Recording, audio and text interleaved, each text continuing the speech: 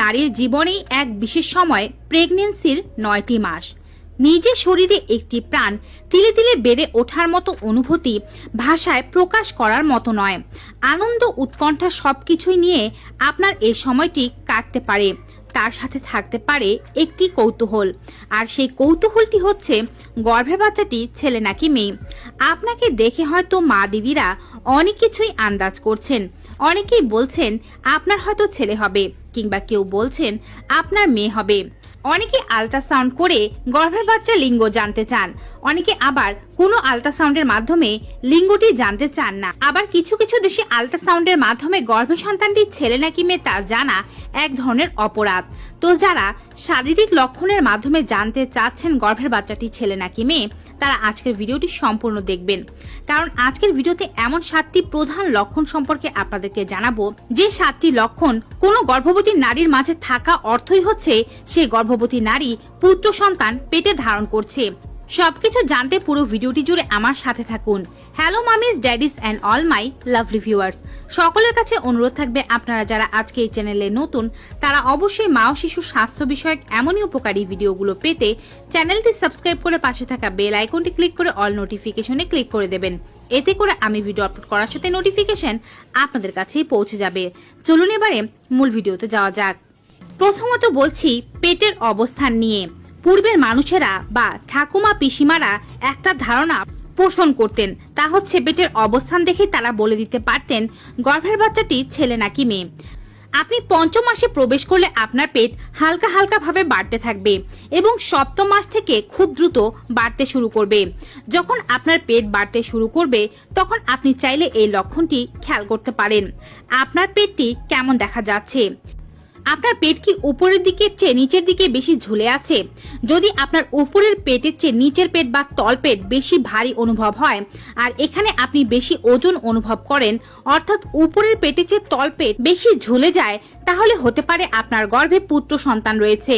আবার অপরপক্ষে বলা হয়, যদি উপরের পেটটা বেশি ফোলা থাকে বা মায়ের পেটটা তরমুজের মতো চ্যাপ্টা থাকে, তাহলে সে সমস্ত মায়েদের কন্যা সন্তান হবার সম্ভাবনা বেশি। পেটের অবস্থানের পরে বলছি ত্বকের অবস্থা বা সৌন্দর্যের কথা। মনে করা হয় বা প্রচলিত ধারণা রয়েছে যে যখন কোনো মায়ের পুত্র সন্তান পেটে থাকে তখন মায়ের সৌন্দর্য বেড়ে যায়, কারণ পুত্র সন্তান মায়ের সৌন্দর্য চুরি করতে পারে না, তবে কন্যা সন্তান মায়ের সৌন্দর্য চুরি করে নেয়, যার ফলে মায়ের মুখে ব্রণ ও মেস্তা হতে দেখা যায়। তবে এই ধারণার দ্বিমত আছে। কিছু কিছু ক্ষেত্রে বলা হয় যে মায়ের মুখে যদি কোনো ধরনের মেস্তা ব্রণ না থাকে তাহলেই মায়ের মেয়ে সন্তান হয়, আর পুত্র সন্তান হলে মায়ের মুখে মেস্তা ব্রণের পরিমাণ আরো বেশি বেড়ে যায়। তো আমি এই বিষয়ে কোনো মন্তব্য প্রকাশ করছি না। আপনাদের কাদের মধ্যে কোন ধরনের ঘটনাগুলো ঘটছে, বা যারা ইতোমধ্যে সন্তান প্রসব করেছেন তাদের আসলে কি লক্ষণ দেখা দিয়েছিল, তারা অবশ্যই নিচের কমেন্ট বক্সে জানিয়ে দেবেন। ত্বকের বিষয়টি সম্পর্কে 100% শিওর ভাবে না বলা গেলেও 100% শিওর ভাবে বলা যেতে পারে চুলের পরিবর্তন। যদি গর্ভাবস্থায় কোনো মায়ের চুল আগের চেয়ে বেশি সুন্দর, ঝলমলে এবং মসৃণ হয়ে যায় এবং চুলের আকার বেশি পরিমাণে বৃদ্ধি পেতে থাকে, তাহলে সেই সমস্ত মায়েদের গর্ভে পুত্র সন্তান আছে। আর যদি এর উল্টোটি হয়, অর্থাৎ চুল রুক্ষ, মলিন এবং উস্কো খুস্কো হয়ে যায়, তাহলে সেই সমস্ত মায়েদের গর্ভে কন্যা সন্তান আছে বলে মনে করা হয়। এবারে বলছি তৃতীয় লক্ষণ সম্পর্কে। প্রাককালীন অসুস্থতা বা মর্নিং সিকনেস। অধিকাংশ নারীরাই মর্নিং সিকনেসের সমস্যায় ভুগে থাকেন। যদি কেউ মর্নিং সিকনেসের সমস্যায় কম পরিমাণে ভুগে থাকেন বা না ভুগেন, বলতে হবে তারা একটু বেশি পরিমাণে ভাগ্যবান। বলা হয় থাকে গর্ভে যদি পুত্র সন্তান থাকে তাহলে গর্ভবতী মায়েদের হরমোনটা এমনভাবে পরিবর্তন হয় যে তাদের মর্নিং সিকনেস বা বমি বমি ভাবের সমস্যাটা তুলনামূলকভাবে কম হয়, কারো কারো ক্ষেত্রে একেবারেই হয় না। তবে গর্ভে যদি মেয়ে সন্তান থাকে হরমোনের প্রভাব বেশি পরিমাণে বেড়ে যায়, যার ফলে গর্ভবতী মায়েদের সকালের অসুস্থতা বেশি পরিমাণে অনুভব হতে পারে। যে সমস্ত মহিলারা সকালবেলা তেমন অসুস্থ অনুভব করেননি তাদের পুত্র সন্তান হয়েছে, আর যারা সকালে অনেক বেশি মর্নিং সিকনেস বা বমি বমি ভাবের সমস্যা অনুভব করেছেন তাদের কন্যা সন্তান হয়েছে। এবারে বলছি চতুর্থ লক্ষণ, বাচ্চার মুভমেন্ট বা নড়াচড়া।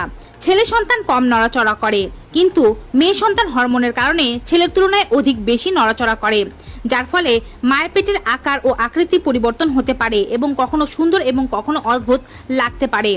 নিশ্চয়ই আমার বলা এই কথাটি আপনারা ভালোভাবে বুঝতে পারেননি, এখন বুঝিয়ে দিচ্ছি। জন্মগতভাবে প্রত্যেকটি সন্তানই শক্তিশালী নয়। ছেলে সন্তানরা কম শক্তিশালী, কারণ তারা XY ক্রোমোজোম দিয়ে গঠিত। মেয়ে সন্তানরা বেশি শক্তিশালী হয় পেটের ভেতরে, কারণ তারা XX ক্রোমোজোম দিয়ে গঠিত।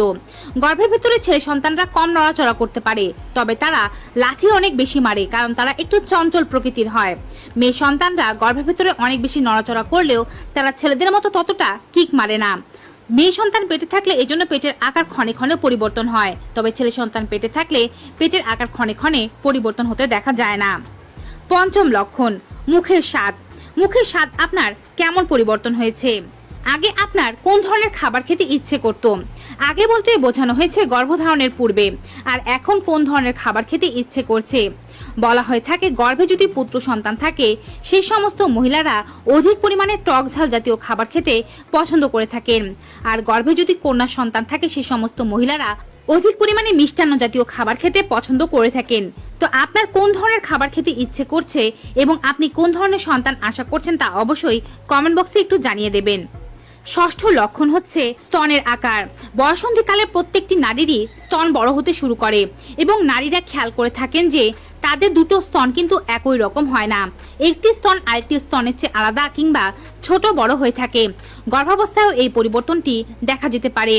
যদি দেখা যায় যে আপনার ডান পাশের স্তনটি বাম পাশের স্তনের চেয়ে আকারে বেশি পরিমাণে বৃদ্ধি পেয়েছে, সেখানে সংবেদনশীলতা একটু বেশি পরিমাণে রয়েছে, তাহলে আপনি ধরে নিতে পারেন আপনার গর্ভে একটি ফুটফুটে পুত্র সন্তান আছে। যদি এর উল্টোটি হয়, অর্থাৎ ডান পাশের স্তনের চেয়ে বাম পাশের স্তন বেশি পরিমাণে ফুলে যায় এবং সেটি বেশি পরিমাণে স্পর্শকাতর হয়ে যায়, তাহলে হয়তো আপনার একটি ফুটফুটে কন্যা সন্তান হতে চলেছে। যদিও অধিকাংশ নারীরা বলে থাকেন তাদের ডান পাশের স্তনের চেয়ে বাম পাশের স্তন একটু বড়, তবে গর্ভাবস্থায় এই পরিবর্তনটি আপনি লক্ষ্য করতেই পারেন। সর্বশেষে বলছি বাচ্চার হার্ট রেটের কথা, যেটি সম্পর্কে সবাই কম বেশি জানেন।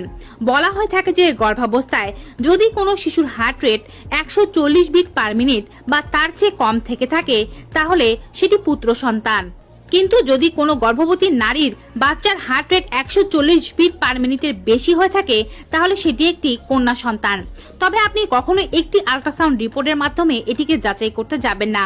অন্ততপক্ষে 2 থেকে 3টি আল্ট্রাসাউন্ড রিপোর্টের মাধ্যমে এটিকে যাচাই করার চেষ্টা করবেন যে গড়ে পড়তে হার্টবিট কত আসছে। যদি সবসময় বেশি থাকে তাহলে কন্যা সন্তান, আর যদি সবসময় 140 বিটের কাছাকাছি থাকে তাহলে পুত্র সন্তান। তো ভিউয়ার্স, গর্ভে পুত্র সন্তান আছে নাকি কন্যা সেটি জানার 7টি গুরুত্বপূর্ণ লক্ষণ সম্পর্কিত এই ভিডিওটি পেয়ে আপনাদের কেমন লেগেছে কমেন্ট বক্সে জানাতে ভুলবেন না। ভিডিওটি ভালো উপকারী মনে হয়ে থাকলে অবশ্যই বেশি মাত্রায় like, comment, share and subscribe. দেখা হবে আবার নতুন একটি ভিডিওতে নতুন কিছু উপকারী তথ্য নিয়ে। Till then, good bye and take care.